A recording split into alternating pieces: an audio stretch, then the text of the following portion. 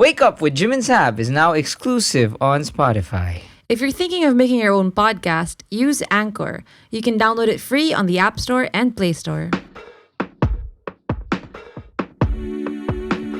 Why did it take so long?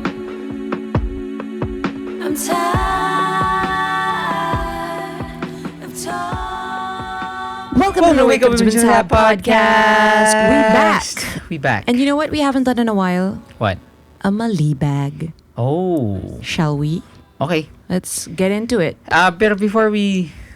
Laging merong preamble. Ano meron? Bago tayo magmalibag, we're just gonna do a quick 5 sentences on a Friday, on a Tuesday, since it is a Tuesday. Okay.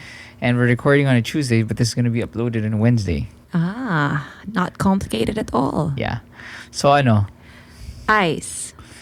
Site, we watched, Folklore. the Pond Sessions. The Pond Sessions, that's the live performance of Taylor Swift of her album Folklore. Yeah. Wow. And somehow may Disney Plus pala kami. Kaya napanood namin. Yeah, so okay siya. I mean, it's what we watched for our anniversary dinner. Yeah, we had beer. Pizza. We had beer and pizzas. Gino's pizza. Brick oven pizza. Sarap. Sarap. In fairness, kasi I'm used to eating 5 to 6 slices of pizza. And then when I told Jim, sabi ko, why don't we just try and order just 1 box of pizza for tonight? And then he looked at me like I was crazy. Kasi, una, if mag 1 box of pizza tayo, 1 flavor lang. 1 flavor lang. Kasi si Saab, always na lang, which he always does is, sabihin ko, kasi ako I like meaty pizzas. So I get, gusto ko sausage, whatever. Yeah, I'm more of a margarita. Lagi si Saab gusto ko Hawaiian, margarita, blue cheese. So these things that hindi ako... Yeah, laging may judgment yung mukha ni Jim when Hindi I ako say, fan. you know what, I like pineapples on my pizza, whatever. Pero, ang mangyayari is, pagdating ng pizza, laging mas masarap yun sa akin. hindi. Mas kukuha si Sab nung sa akin. No, that is absolutely untrue. So we are stuck with Hawaiian... What did you say about what just happened? Ano? Okay, so you ordered the pana sausage one, then I ordered the 4 cheese one, and then you were like, 4 cheese, okay. And then you said, sarap nga nung 4 cheese. Masarap nga. Yeah, but you looked down on it at the start. Hindi, ang point... And I was like, di ba anniversary natin? Pwede bang I get something I want? Ang point ko is, okay lang naman yun. Pero kung ang mangyayari ay... Did I? Kukuha ka Did ng I? mas I had marami. 1 slice of your Kukuha ka pizza. ng mas marami ng sausage. I thought we were gonna do a quick 5 sentences on a Friday, on So a anyway, Tuesday, uploaded on a Wednesday. Medyo disappointed lang ako dun sa Pond Sessions in a sense na ang dami-dami pwede sanang napag-usapan eh. Bond sessions nga eh. So it was just about that. Gets ko naman it was about the performance. Pero parang like ito talaga, honestly, I'm kind of getting na talaga with Disney. Parang bakit ba kinukuha nyo lahat ng maganda tapos parang gusto nyo lang i-cater ay mga 5-year-old? Kasi Disney sila. Ba't nyo binili Star Wars? So, ang ano ko is parang like I was so interested. I wanted to see what... I enjoyed it. Hindi. Again, I love the album. Kaya naman gusto ko yun yung anniversary movie namin. Ang point ko lang is, man, like, I wanted to know, like, how did they record? Paano sila nag-track? Paano yung... That would have been fun. Diba? Kasi yung ending, dun pa sa ending, pinakita paano nag-record ng vocal si Taylor Swift with her cats. And like, sana pinakita, like, ano yung... Oh, this is the demo that Aaron sent me. This is what Justin of Bon Iver sent na vocal track. Sorry, tumutunog yung phone mo. Okay. Yeah. So, wala lang. Sayang. Maybe they'll release something else in the future. I don't know. Anyway, okay. Next. Ears. Wait, ako for my site, I binge watched Bridgerton. Oh. Shonda, it's the new Shonda Apparently, Rhimes. it's Shonda Rhimes. So if you like Grey's Anatomy, that's the last. Scandal. Oh, Scandal is Shonda Rhimes, right? I don't so. know. I think so. Mhm. Yeah. It's good. I enjoyed it. Do not watch it with your parents. Hindi siya telenovela. Parang ganun, di ba? Parang ano siya, very simple to watch, easy to watch, simple to understand. But it's fun. Obviously, I think it was really, they are catering more to women. That's how I feel because I highly enjoyed it. The sex scenes were female gaze vibes. What is a female gaze sex scene ba? Yung hindi puro nipple. Hindi puro utong. God. Puro tewup. Puro boy tewup. Puro boy te whoop and sex cuts. Got a lot of butts. Yeah. Okay. But yeah. I mean, aside from the sex scenes, I thought it was nakakakilig. It was fun, the usual. I'm not gonna spoil it for you guys, but I think it was fun. I finished it in a day. Oh, wow. Yeah. Ilang episodes? 8. Wow. Yeah. Most of it at night. Wow. Yeah. I haven't done that in like 3 years. It's the first time that I watched something and then I usually watch stuff and then fall asleep. I watched it until midnight. Can you believe I stayed up until midnight? Wow. Anyway. Okay. Sige, Bridgerton. Do you think Jim would like it? I said I think he would like it. You should give it a try. Tweet us at Woo Jazz Woo Jazz Podcast. or Instagram. Hashtag, make it trend. Hashtag Jim watch Puwet Te Whooperton. Shut up. Mento sa akin yun. Te Te Whoops for Jim. Hashtag Te Whoops for Jim. Okay. Sige, that's the hashtag for the week. Te Whoops Anatomy. Okay. Here. That's funny. Sorry. Here. What did I listen to? Oh gosh. Ako na muna. Okay. So, yun nga, well, in terms of music, talagang, I think 2020 was the year of, it's matagal na, pero I mean, talagang, I think this is, na-hook ako talaga sa female artists, like, that's all I listened to this year. Yeah. Phoebe Bridgers, Taylor Swift, Maggie Rogers. Maggie Rogers okay lang. Favorite yun ng podkids natin. Maggie Rogers?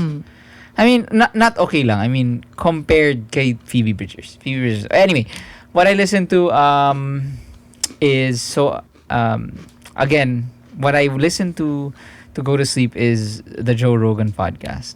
Because, one, it's douche fest. And sometimes, like, ewan ko. Why is it, can you put it into, why is it douche fest? It's just, I've never listened to kasi the personality an of Joe Rogan is like, he's a fighter. He talks about hunting elk. He talks like, what sauna do you use? Mga ganun, mga, yeah. I like the infrared sauna. Gosh, how can you stand someone like Hindi, kaya that? nga ako kaya ko siya gusto kasi inaantok ako. Kasi like, the episodes I listen to are the ones where he interviews like doctors and mga F na, like the latest research shows that, eating ant eyes, mga ganyan, can boost your testosterone. And then there's a chemical that it's released. It's called emoxicillin. Let me guess, they're white. They're all white. Yeah. So, itong pinakinggan ko itong latest one was about a doctor who is fighting aging. You told me about Yeah, that. so the aging, he calls it as a disease. He calls it a disease that just because we age, it doesn't mean that we're supposed to walk with our backs like they're broken and our eyesight and all these things deteriorate that badly. So I found that interesting, and he said that the main cause of that and these diseases is fat. So body fat. So I just like the parang I like the fact na parang medyo na simplify yung parang sometimes like it's that easy parang to take care of yourself. So parang when we do these like right now I'm doing like calorie restriction, and it's nice to have parang that type of motivation na There's a backup. yeah, na parang it's about my health. Yeah. Na I want to live longer. I want to be stronger. I don't want, I want to carry my kids and run with my kids. So, may ganun akong ano. So, that's I get mine. that. Ikaw? No. Gosh, what have I listened to? I haven't listened to anything. I've just been binge watching like all of these shows. I also binge watched Bling Empire. Ano yun? It's like a reality show. Kind of it's on Netflix. It's parang inspired by Crazy Rich Asians. It's Asians in LA and who are like super rich. I don't know why I binge watched it. It was honestly, it was very dumb. So I haven't listened to anything. Actually, most of the things that I've been watching pretty dumb, diba? Yeah. Thanks, Jim. No, I mean No, but that's true. Parang I just ang therapy mo siya eh. parang it's just Watching stupidity. kind of turning off your brain. Yeah. Yeah. I'm not proud of it, but I think I have to curb it, honestly. Right now I'm watching Hell's Kitchen. Yeah, baka nga. Kasi I would prefer na filling my day with mental exercises. Ay, taray. Way to make me look bad. Yeah, bitch. Hindi. I mean, like, for example, diba, I have this notebook that I write one new song that I have to learn for the week. Yeah. So, parang That's cool. when I turn my brain off, mine is, yun nga, like teaching my fingers to move a certain way again. Yan, playing guitar. I get it. Maybe I'll try to up my relaxation game. Maybe. Kasi, well, yun naman yung stupid noise ko is yung Joe Rogan.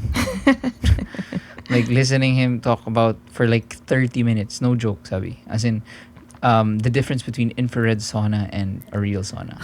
Hashtag relatable. Read. Anything interesting ano ba that you ang read? Meron ba? No, walang read. Walang read. Ano pa? Taste.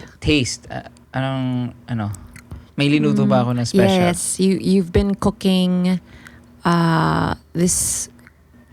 It's not samgyup. It's sukiyaki beef. Yeah. It's really nice, and you put a lot of. Is it lettuce that you put in it? Yes. It's very yummy. Because I learned from Dave Chang, so a tip from my good friend Dave Chang.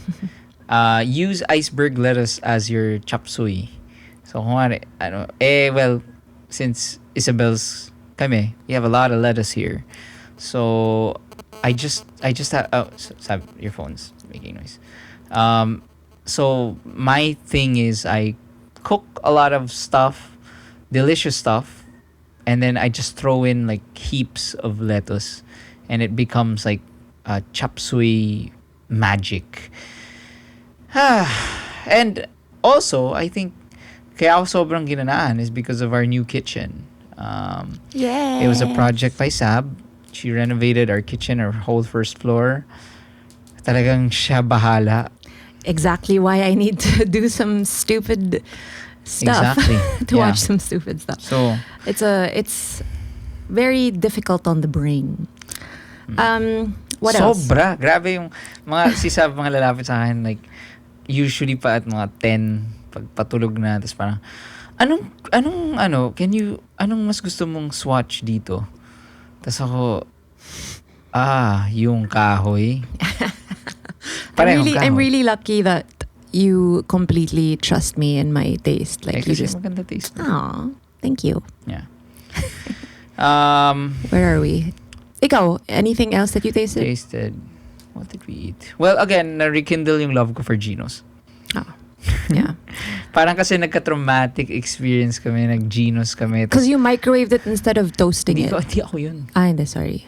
Hindi, ang ginawa, hindi natin microwave. Nakasulat kasi may technique doon about pan frying it. Yeah. Tapos flop yung Parang ginawa. putting, parang nakalagay, put like a tablespoon of water in the Sa pan, pan, and then tas like we put too much water or Basta something. parang pangit. Talagang soggy. Yung disappointing rin, sadly, ang favorite ko when I was still going to the office, Motorino. Oh, really?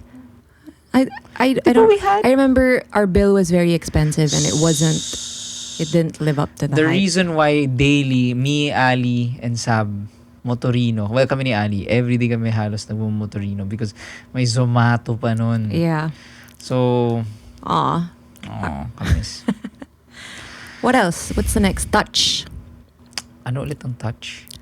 Physical activity. Physical activity. What have you been doing? Well, I've been back on the fitness mobile.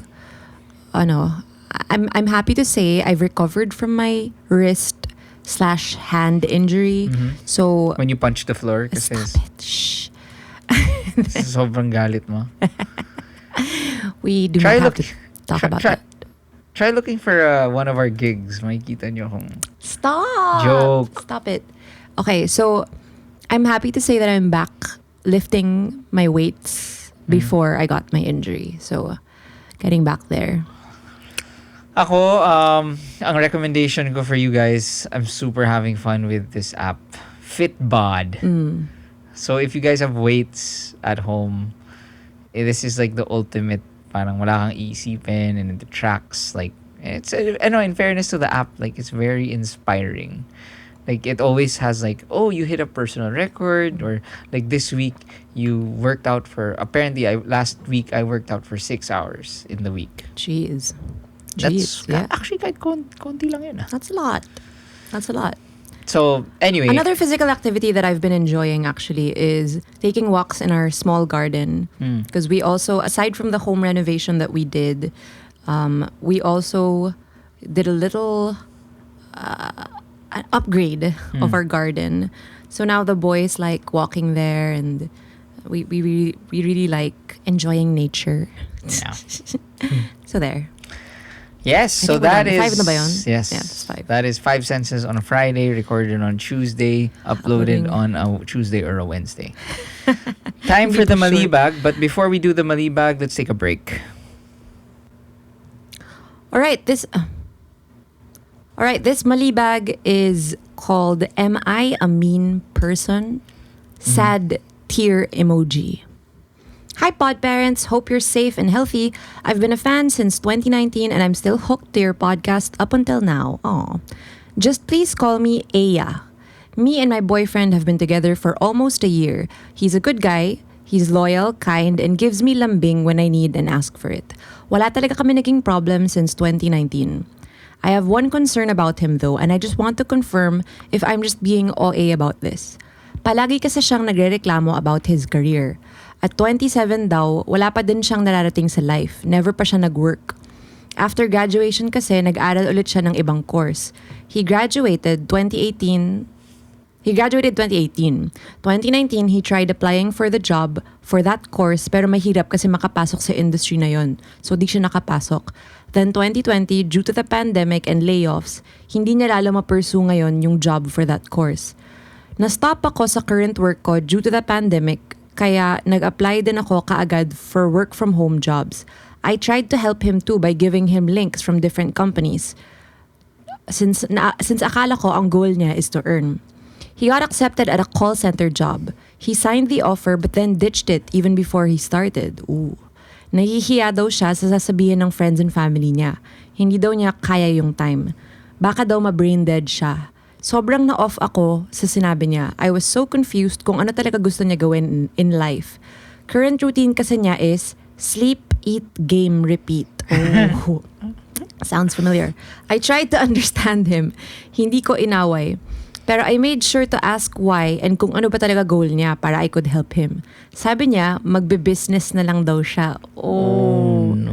But yet again, never niyang tinuloy kasi sabi niya, he's afraid cause na-scam na daw siya dati. Lagi ko siya binibigyan ng advice and comforting words kasi nga takot daw siya. But up until when will those comforting words work? 'Di ba nasa kanya pa rin dapat yung gawa? Pero wala, he'd rather stay in his room and game all night. Siya na mismo nagsabi na pati parents niya makes him feel na disappointment siya. I've been trying to help him pero napapagod na ako. I know it's not good to compare, pero ako kasi I'm a hardworking person. I like making my time as productive as I can. I like pursuing my goals and dreams in life, no matter how hard the journey will be. Since my goal is to earn during the pandemic, kahit iba pa yan sa current path ko, I'll take any decent job. Hindi ako titigil hanggang magka-job ako. Siya kasi hindi ganun. Red flag ba to? Excuses lang ba niya yung pagiging afraid? Is he just being purely lazy? Nakailang heart-to-heart talk na kami. Again, never ko siya inaway about this. Pero lagi niyang sinasabi na he's scared or he'll think of something else to do. Tapos magsa-self-pity siya. Tapos maaawa ako. Ganun yung cycle. Am I mean for considering breaking up with him at his current state? Should I be beside him all the way and continue to cheer him up kahit napapagod na ako? Kasi he's not doing something about his problems at all. If malabo yung pagkwento ko, I can clarify some parts if needed. Thank you. Wow. Well, ako, Hard spot to be in. Well, ako, first of all, to answer your question, you are not a mean person. You are just a wonderful girlfriend. With standards. Yes. The guy is 27 years old. It's normal for you to think that way in a relationship. I understand talaga yung kuwari after grad, tapos hindi ka, of course, hindi naman yun yung parang priorities nyo is after college, it's more of like, susunduin ba niya ako? Kilig pa ba? But once you get to that a certain age, that person kasi who he is at 27 is who he will be at 47, at 37, at 57. That's how he'll be. Yun yung gusto ko nang i-share na that person, the person that you will end up with parang at a certain age, yun na siya. So the values that he carries, that will go along as he progresses into becoming a father, into a husband, into an in-law, and as your best friend. So, yun yung ano ko na parang definitely there's nothing wrong with you being worried about this or considering breaking up with him because one, it's a disalignment of values. You are hardworking, you are ambitious, and he may not be. So it's totally normal for you to reflect and consider na okay, mukhang hindi kami magkasundo in terms of, I mean, there's a fundamental difference here. It's not this isn't a situation. I can understand if he was already working and then nagka-COVID and then didn't want to work na. Parang there's something siguro that triggered him and syempre you don't want to leave someone behind when may pinagdaanan na ganyan. Pero for me, he's never worked. Yeah, diba? and for me, red flag yung call center thing na dinitch niya. Oh my God. Ako alam mo ba? It implied that he was looking down on call center agents, huh? Yeah, that's why he said na nahiya siya sa family niya. Weird. Ito yung nakakatawa, sabi. Ako nakailan na akong ganun, ha? Interview sobrang haba, tapos talagang bigay na bigay yung interviewee, tapos biglang pag-contract offer sign, tapos biglang hello? Ghost. Oh. Nakailan na akong kupal talaga yung mga ganyan. Wait. Before we move forward, I agree with what you were saying about the 27 thing to an extent, but I feel like that's usually if it's like the normal typical progress of life. But this guy kasi he's in a different life stage. He just graduated, so he's still kind of stuck in that after college thing. So I feel like there is room for him to grow, but again, I don't know, he needs to ask himself, and you as well, you have to ask yourself na, can you afford that time? Diba? Kasi, I mean, he's the one who chose to take another course, right? What was the point of that? We've all had to adjust, and understandably, 2020 has really taken a toll on our mental health, and nagagets ko rin naman why he's a little, weird about this. He probably feels very, honestly, it sounds a little bit like low-grade depression. Honestly, yung walang drive to do anything, not interested in anything, just wants to be stuck in his room. But again, I think you have done your job as much as you've been doing it, ha? Yung being there for him, not fighting with him, listening to him, giving him advice. But you're not his therapist. You're not his mommy. It's not on you to keep taking this kung wala siyang ginagawa for himself and wala siyang ginagawa about it. So, as much as meron kayong heart-to-heart talks, I feel like there needs to be a conversation about you, the letter sender. What about you and what you need? You need a partner. You don't need someone to take care of. Exactly, but because nga we are very well versed in the world of bums. I mean, marami kaming kilala at na, you know, like, damn, like, honestly, there are... Mommy penging pera. Mommy. Pairam ng driver. At kotse, at yaya. So, marami na kaming experience of like, oh wow, this person really is, parang nakailang...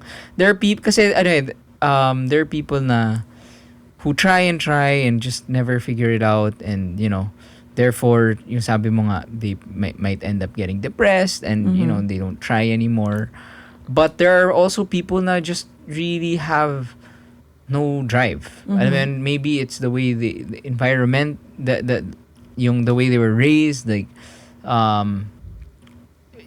like kasi ako, like growing up with my dad, it's kind of impossible. Kaya kaming magkakapatid, medyo sayad kami in that way na parang fuck, kailangan may na-achieve, ganyan. So parang that's the pressure because you have a high achieving father. Yeah, and always never and naman, credit to my dad, it was never about like kailangan sobrang galing mo para marami kang pera. Tsaka Never. hindi siya parang single-minded na parang kailangan CEO or GM. Parang it was always about excellence, always about like hard work. In what you do, what you choose to do. And for me, I understand the letter sender, ha? Kasi para sa akin, super turn off yung ganyan. Actually, I don't know if I've talked about this before, but one of my relationships, that's the reason why it didn't work out. It's because he was a good boyfriend. He was fun. He was, very sweet, always there for me, but like always there for me because he wasn't doing anything. And I would encourage him to, do something that would be good for him. And he would just say like, he doesn't want because nga he's scared and he's insecure. And Ganun ba? Ganun. Yeah. So parang ako... Ano yung sinasabi niya? Para how did you do it? I was saying like, hey, kunwari, let's say he was into photography. Let's say ganun. So I said like, hey, these photos are really good. Why don't let's make it into a portfolio. Para lang, people, you can direct people there if they want to see your work. And then maybe, eventually we can turn it into a coffee book or something. I don't know. I mean, for me, you don't have to be, again, hindi ka kailangan maging CEO or whatever. Just as long as you're doing something. And it doesn't, honestly, at the start, it doesn't have to be something you're passionate about. But for me, it's the drive. It's such a turn off for me pag walang drive yung tao. Kapag, yan lang, like, that's it. Like, you just want to hang out. Like, that's the worst. Parang it's just like, okay. Ano yung when you did bring up parang your critique or ano yun, immediate no? He was saying, if I remember correctly, he was saying that he didn't want to put himself out there. He didn't want people to publicly see it. So for me, it's like, then what's the point? I mean, syempre, yeah, of course, art is doing stuff for yourself, pero I mean, they're beautiful. I think it would have been different if he had a job. Or like at least If you had a Or- job or- and parang no, Yeah, I don't oh. want to make a portfolio. Yeah. Like what? That's like me. Like I'm getting into photography now, and like if you tell me, Jim, gawa tayo ng exhibit ng photos mo. Yeah. So ako like, Dane. parang Yeah. bakit? Parang for me, just that simple step lang na I wasn't even telling him to send it out to people. Just like, ako fucking put a Tumblr page, you know? Just so, wala lang, parang just share it. Because I think it's nice. And he just said, he kept saying no. And then parang, he would keep coming with me to my work stuff. And then for me, it was a little, of course, he was very nice and sweet. And yeah, he was a good boyfriend. Pero it was a turn off. And I started falling out of love. Because syempre, for me, yung attraction, kasali yung, doon, parang, ewan ko, parang, for me, it's hot when, when your partner is like, hey, let's do this, you know, pag may leadership and may, and for me, it was just a little, it fizzled out kasi it was a little, parang you're always with me at stuff and Ang problema mo naman sa akin ay hindi ako sumasama sa stuff.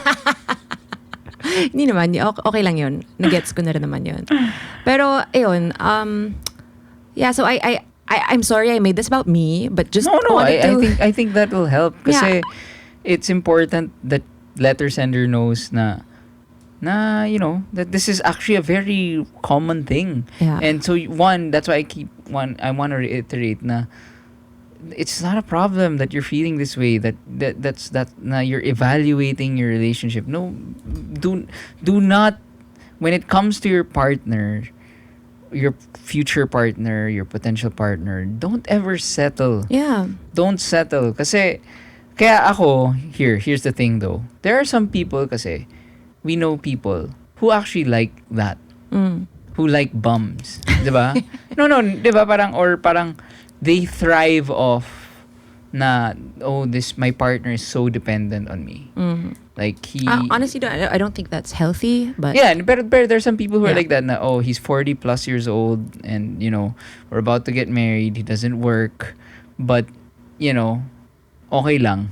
I like it. Parang ganon. There are some people who are like that. Na parang, my girlfriend, I don't want her to work. I just want her to... spend my money, ganon. Parang ganon. May mga ganon naman. So, but obviously, si letter sender is not that person because the fact that she's feeling this way, you know, the people I'm referring to, yung gusto talaga, ito yung type nila, they wouldn't even get to this point. So, ako, si letter sender, hindi, parang sobrang bothered ka na talaga. For sure. And here's my advice. I would break up with the guy just so that and say na this is the reason and see how he reacts, not for a game, ha, not na parang test ko siya. It's more of like you break up with him saying na, look, I really want you to succeed, ganyan, and it's hard for me to see you this way, blah blah blah. And if he moves, diba? Maybe that's what he needs to move. Make him move. Do they have to break up for that to happen? Can't it just be a conversation? Nakailang conversation na daw eh. Yeah. But maybe it has to be like, yun nga, a meaningful conversation. Before I give my advice, I wanted to say then like, para sa mga ganitong situations, I think family values is important. Kasi for me, I always think like, I want to impress Jim's family, you know, or, diba? I feel like you always want to get on the good side of your partner's family. So, I wonder what this guy is thinking na parang, hindi ba siya nahihiya in that sense? Like, why wouldn't you take a job outside of your, diba? Parang, I know if the call center job is not his passion, parang, okay, but so? Yeah. Everyone's changing their stuff now just so they can make a living, and meanwhile you're still living with your parents and just playing games in your room. That's mas nakakahiya, diba? Yeah, and here not mas nakakahiya because getting a call center job is not embarrassing at all. Actually, that's the thing eh. Yun yung kaya siguro I parang kaya ako harsh sa ganyan sa mga yung talagang literally walang ginagawa. And because grabe guys, like ibang-iba na yung mundo ngayon. You can get if you really parang you could find some way to earn. Yeah. 'Di ba? Whether like kuwari, for example, si gamer guy, if he showed kasi the girlfriend like, hey, I'm gonna set up a garage sale, I'm gonna do this, I'm gonna little things lang. Those are things that would comfort the girlfriend na okay sige, he's really he really wants to stick to his passion, and pero at least alam ko na in the future this guy is not gonna settle for not doing anything. And I really wouldn't recommend yung jumping into business kaagad without experience. That's like a no-no. Ay, ako hindi naman. Pero natatawa nga ako sa, hindi ako makakuha ng trabaho, mag-business na lang ako. Oo nga. I mean, kung hindi mo nga sinipot yung parang job mo. If you think that you can actually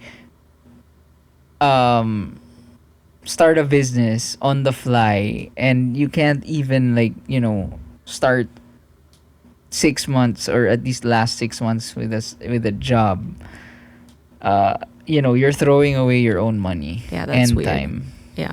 So my advice would be to have a meaningful conversation. You don't necessarily have to break up, but I think there should be hints of it. Be honest with your feelings. You don't have to sugarcoat it, but of course, also keep in mind that he might not be in the perfect mental state.